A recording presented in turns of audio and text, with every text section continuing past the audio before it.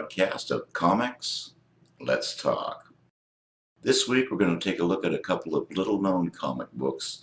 There are literally thousands of comic books out there waiting to get discovered. Most of them, maybe they're crap, but there are a few gems that are worth noting. And today, I want to take notice of some of the better, independent, new comic book creators that are out there. Today we're discussing Purgatory Comics #1. There is a movie that goes along with this comic book, and you can find it on YouTube. The first issue of this comic book begins with a comic book signing at what appears to be a comic store or maybe even a comic book convention. Peter Wales is signing his work for erstwhile fans and is bombarded with complex questions about whether his current issue takes place in an alternate universe or not. He displays frustration and remembers a time where fun. His response reminds me of the William Shatner skit on Saturday Night Live where he asks fans to get a life after a nerd asks him about the pH balance on the soil of the planet Vulcan. It's great stuff. Looking at the creative team, Ralph Ciarez has his fingers directly on the pulse of those who take comic books way too seriously. Peter Wales experiences a lethargic, which is actually quite an understatement, response to his fans, and the comic book store owner is worried about his business based on what happened. Think Clerks meets Weekend at Bernie's as our protagonist must deal with end-of-life issues. This is a great send-up homage of the entire comic book industry. I highly recommend this little title as it's unlike anything I've ever read. Rafael Rivera never takes any of this too seriously as he brings us the panels in question as a cartoony take on the creators and has everything from cats who are lawyers to a JLA Avengers knockoff called the Revengers. The characters are obviously based on the real creators of the series, and it's a fun read, made more enjoyable by the over-the-top drawings. Once again, it's great stuff. Look it up. You can get issue #1 for free on Indie Planet. In conclusion, the issue laments over every comic book cliche from how female heroes are dressed, or not, to code words and catchphrases like Avengers Assemble and Flame On. If you enjoy comics but don't take them too seriously, this is an enjoyable read and free digitally on Indie Planet. It's a delightful send-up of the whole superhero genre, as well as the current obsession with zombies. Get your copy today. Now let's take a look at the trailer for the movie, which you can find on YouTube. Did you not send me this comic about a half hour ago? Yeah. Well, then can you explain to me why the pages stick together like this? How does a girl like you know so much about comics? Because Barbie dolls are too expensive. She is awesome! Since you started helping us advertise, our customer database is up an extra 33 names. He lives inside his head. He's trapped in some fantasy world. Okay, that can't hurt me because I'm a zombie, but I get the message. We're comic geeks, that's what we do. You sure do. You're thinking about that guy, aren't you? I don't know who you're talking about. You make choices, you know? And if you must one day date again, you can always try alternative lifestyles.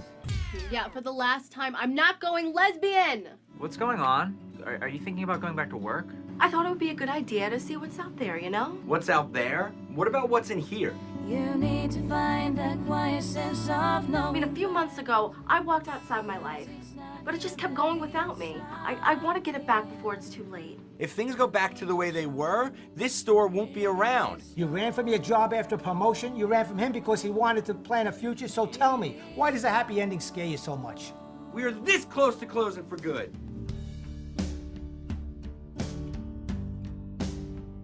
It's gonna be great.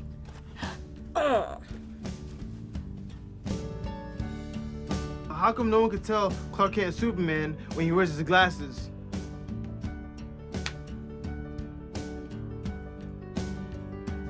Hey Evan, ask me anything you want about microeconomics. What does that mean?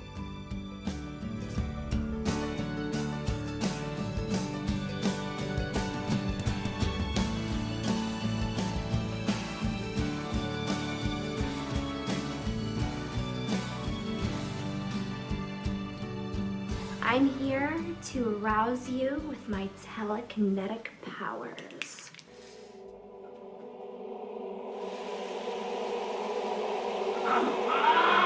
Don't buy anything from these people. A bunch of damn perverts.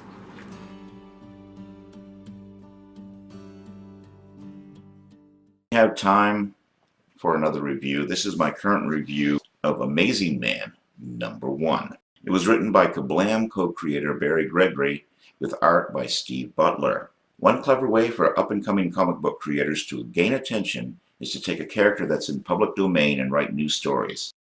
Fans of the original and curiosity seekers are sure to take notice of new stories using old characters. Comic book companies like Dynamite and Boom use older franchises that still have a wide audience, such as The Shadow and Big Trouble in Little China, to guarantee initial sales.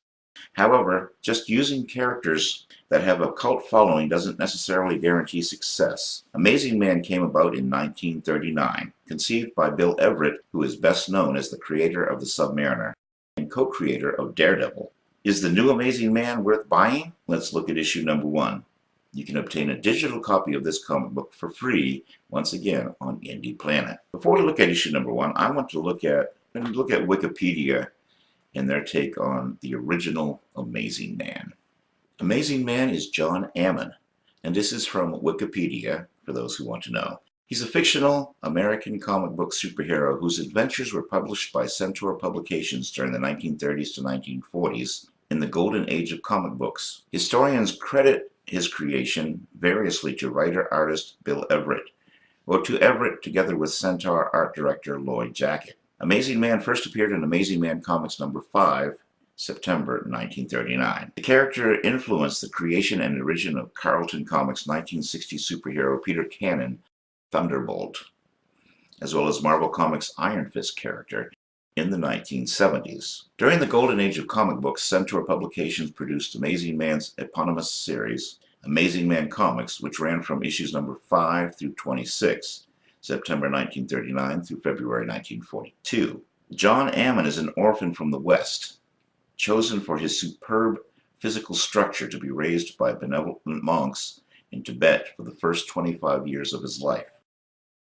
Each member of the Council of Seven, as the monks are known, trained him to a superhuman degree of physical and mental ability, while also giving him the ability, via a chemical solution, to disappear into a cloud of green mist, earning him the secondary title of the Green Mist. After receiving his final test, he is sent into the world to use his skills and abilities to do good. Opposing Ammon, as he was often known, is his nemesis, the Great Question, a disgruntled member of the Council of Seven. Now let's look at the modern Amazing Man from Gallant Comics, and again, issue #1 is available free on Indie Planet. Butler and Gregory's story opens with investigative journalist Zoe Henderson on a tour of Emmelman Laboratories. Dr. Eric Emmelman is showing off his crowning accomplishment, plants that look like people.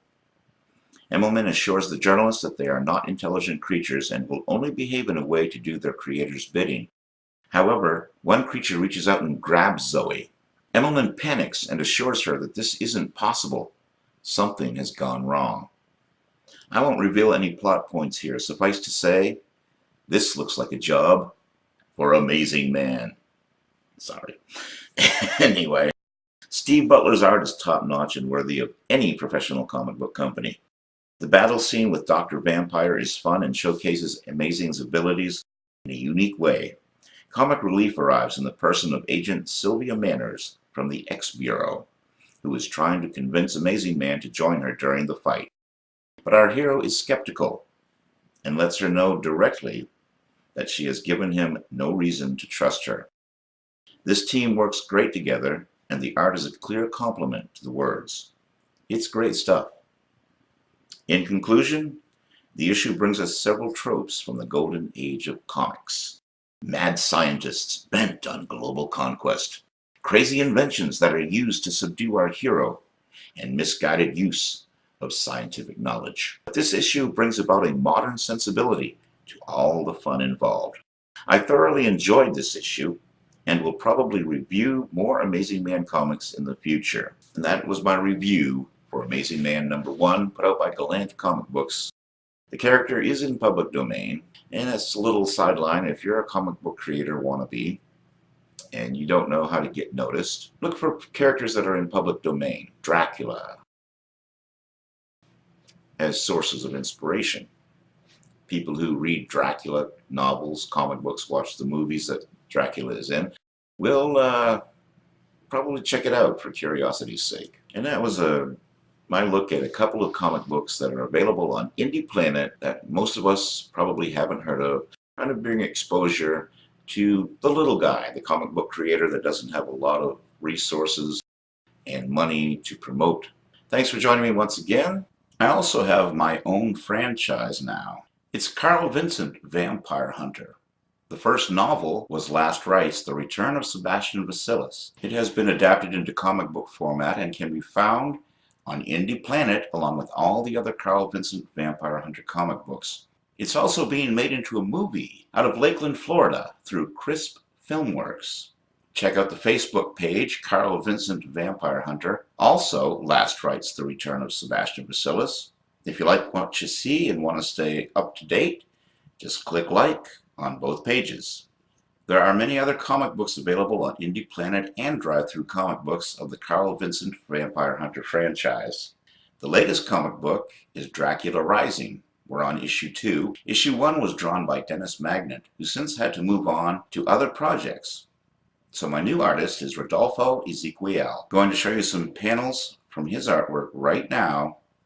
Rodolfo is an excellent artist, and these are panels that he has drawn for the Dracula Rising #2 issue. There's also an animated trailer out. Let's take a look at a little bit of the animated trailer.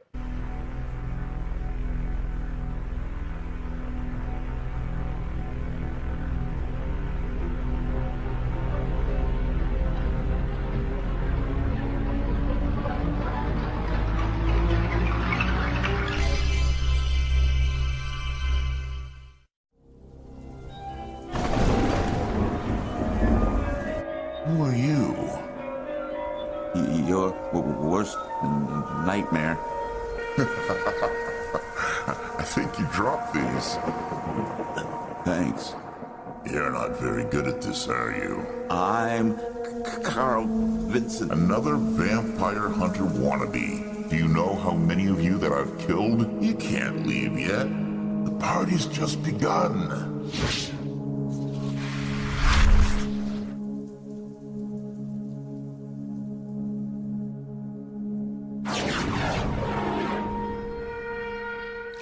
I hope to use this trailer to sell the project to maybe Adult Swim or Cartoon Network or something like that.